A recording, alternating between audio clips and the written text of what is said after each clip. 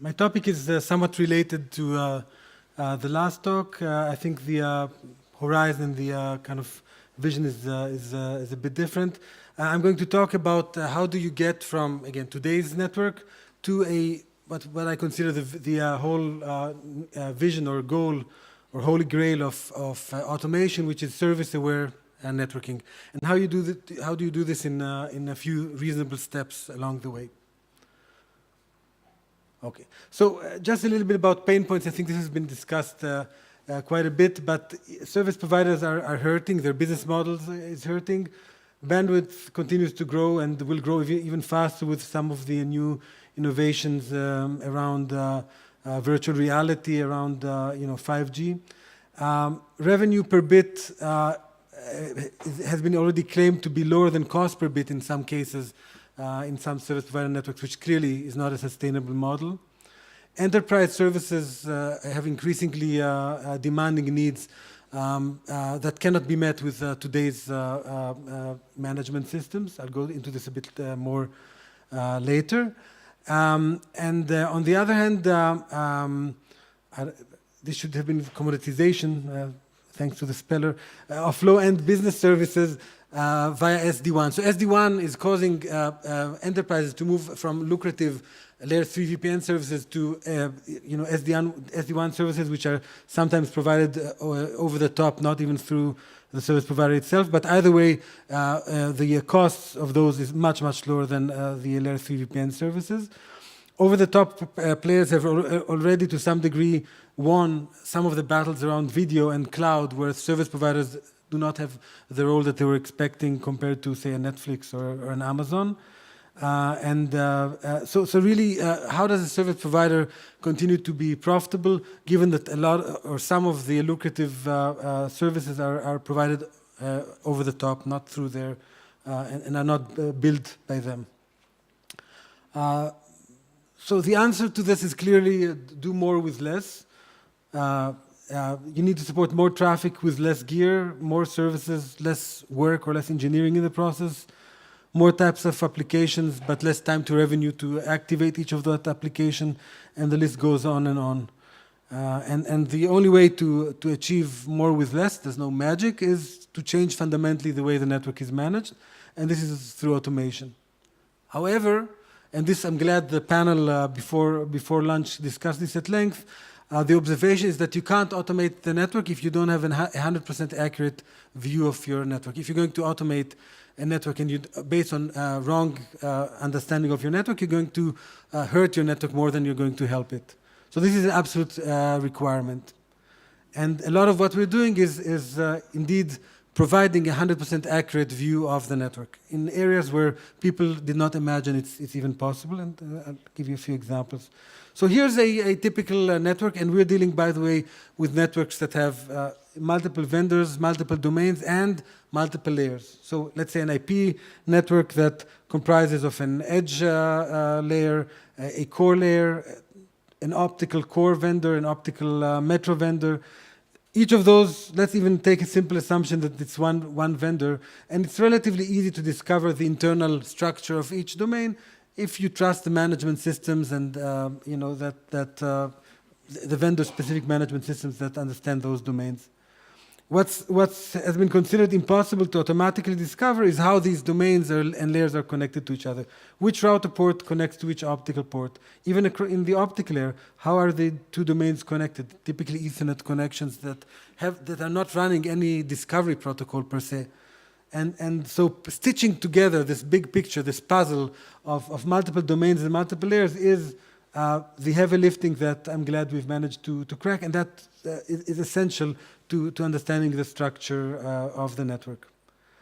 Equally important, as was mentioned earlier, is the ability to provide a solution that not only applies to SDN networks, but also to legacy systems, because this is where we are, and every SDN network will evolve from a legacy network, for the most part. Okay.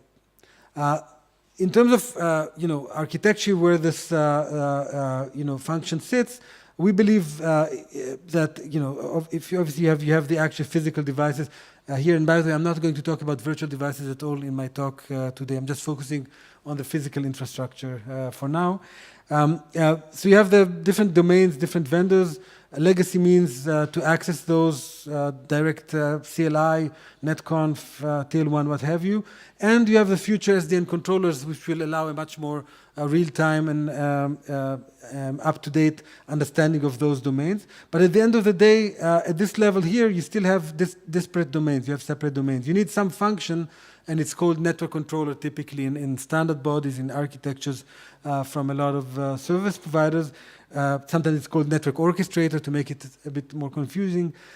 This function puts together the entire network. And on top of that, even before you have a whole SDN structure on top, you could provide insight, intelligence about the network, and you can start automating your network. So this layer here understands this picture, but projects a much simpler view northbound to these applications that run on top. And this is an example of how the network would look just at this stage. If we stop before providing intelligence and automation, you can already see your network in a way that you haven't seen it before. This is a 3D view that contains the IP layer at the top floor and the optical infrastructure at the bottom floor.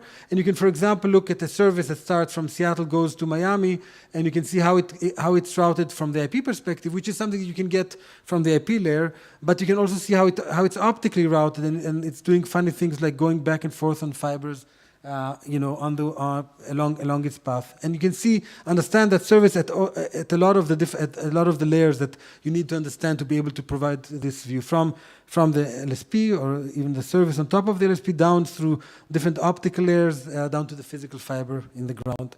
And you need that kind of view, not necessarily graphically that way, but that kind of understanding before you can start automating. Now, the challenge is, of course, when we think about automation and SDN, every service provider is in some sense in this position where they know that there's a big trophy to be had, but how do you get there? Can't do it in one step. And again, it aligns very well with what you said.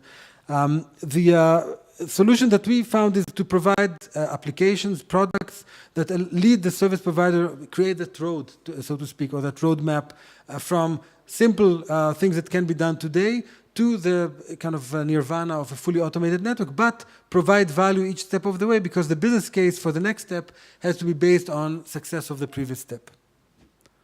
Let's talk about some of these steps. So the first step is just network intelligence. So understanding the network, and after understanding it, trying to find what's wrong in the structure of the network. A lot of service providers have put certain rules down, design rules, in how the network should be built. In practice, it's almost never built the way they think it's built, the planning guides, because in operations, people have done things, differently.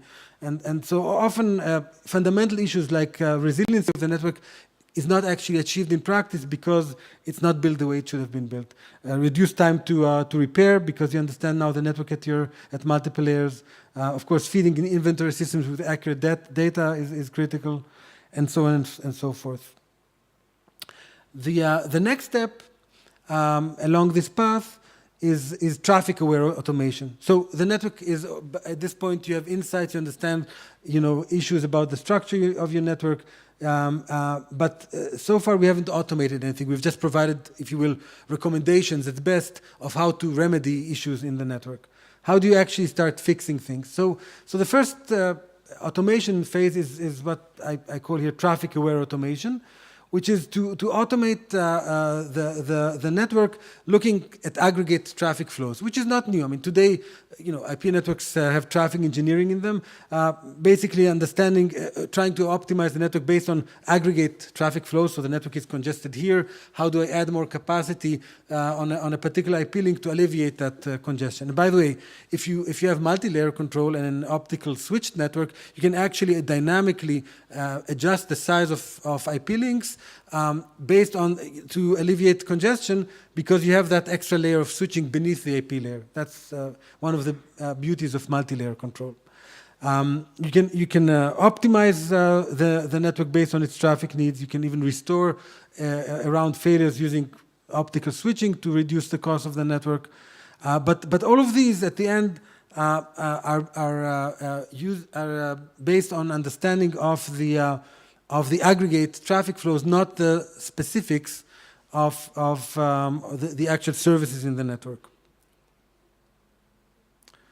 The third step, and perhaps the goal of this whole exercise, is to optimize the network for the specific needs of its services. So if and I neglected to say that, note that here at this step we still have a network controller that doesn't, that has maybe a thin interface to an OSS, maybe to report inventory. There's not a strong tie between OSS and the network control. Network control here is concerned with optimizing the network itself.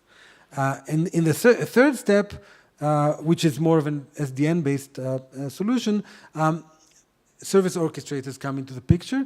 Service orchestrators are software, functions that automate service provisioning end-to-end. They would fire up VNFs in the data center. They would deal with SD-WAN provisioning at the customer premise equipment.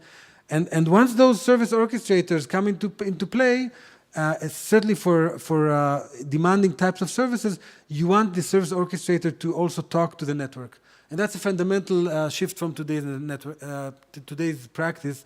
Today, most layer 3 services, for example, are set up end-to-end without actually, in the overlay, without actually bothering to even inform the network that these services have been set up. And this is fine as long as these services are fairly thin compared to the network capacity. The network can support them without a problem, the IP layer. And also, as far as there's no very demanding requirements on diversity, latency, etc. If you're starting to serve services that have either very high capacity needs or require complete diversity, down to the physical infrastructure, or have very stringent latency constraints, you have to inform the network, because the network can easily, if you don't inform it, it will either not support that capacity or will not support it in an appropriate way. It might route the traffic over a long path that doesn't meet your latency concern. Certainly, it will not meet diversity constraints of the service.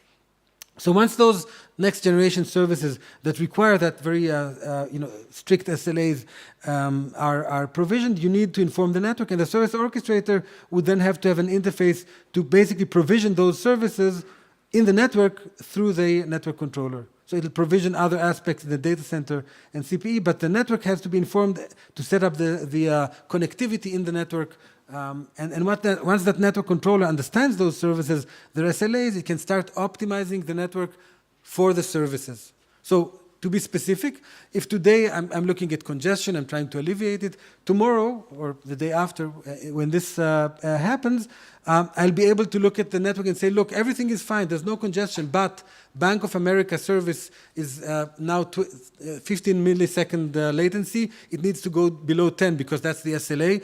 Should I add capacity somewhere in my network so that this particular service can find a shorter physical route that will enable that latency, or enable diversity where it's not diverse today? So optimizing the network for the specific services that run on top. Of course, this is for business services, right? I can't imagine the network would be optimized for individual consumer services, but these lucrative business services require an optimization of the network. So in effectively moving from traffic engineering to service engineering. And that's a fundamental shift in how the network could be run. And ultimately, the service provider is about, it's not a traffic provider, it's a service provider. It's about providing the service. And therefore, it's so important to understand and optimize the network down to its specific services. Okay. Okay, so we've talked about the architecture, we talked about general steps in the process. Specifically, at the end of the day, what will automation do? And I try to kind of highlight some automation capabilities that we're either seeing or deploying the network, our solution today to address them. And for each of them, I try to also highlight the main impact on the business of the service provider. This is not the only impact, but I try to keep it simple. So in the simplest step, before you even start automating the network too much, just the fact that you are removing uncertainty about the structure of the network allows planners to design a network that's much more lean and mean. Right? Today, you'll be surprised how much of the over-provisioning of the IP network is not done because they're worried about failures and in trying to keep the network resilient against failures. There's that too, but that would only account for maybe 50% utilization max.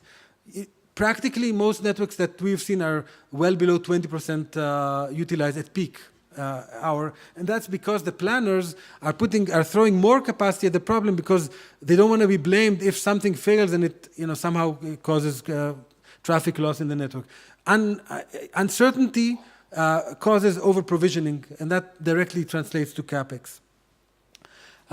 Better troubleshooting. So we've seen quite a few service providers where, when you had a problem or even maintenance activities happening in parallel at 2 layers, it takes them hours to find out the problem, the root cause, because each of the operations team, IP and optical, have done a perfect job in their domain, but they never put the picture together to understand the actual root cause. So again, multi-layer root cause is critical. High resiliency. Again, I mentioned earlier, one of the things that can be done very, very easily is look at all possible fiber cuts in the network, let's say pairs of fiber cuts, and see whether if you cut 2 fibers here and there, you might actually disconnect your network, East Coast versus West Coast. And you'd think it doesn't happen because these guys put a lot of capacity in the ground exactly to avoid these situations. Well, you'll be surprised how often we're seeing that problem occur because there's no tool today to correlate optical layer, what if failures to the impact on the IP layer.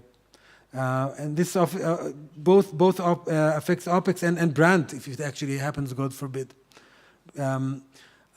Reduced maintenance impact. If I, again, maintain the 2 layers together, today people put very complex processes in place to avoid this from occurring, but when it occurs, it has significant brand impact.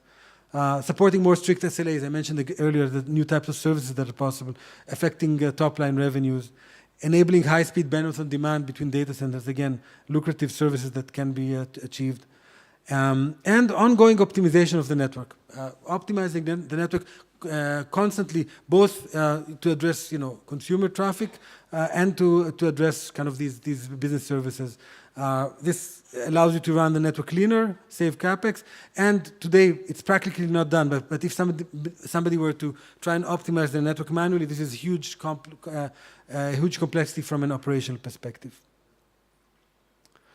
Okay, just to summarize, so the foundation is network discovery. Without it, you can't move any further. Next step is network intelligence and gaining insights, analytics, but network analytics, not just these nice graphs showing traffic going up and down. That's nice, but understanding the structure of the network, issues with the structure of the network. You might call it structural analytics. Then moving to traffic-aware automation. And finally, optimizing or automating around service awareness of the network, around the services of the network. This concludes my talk. Thank you.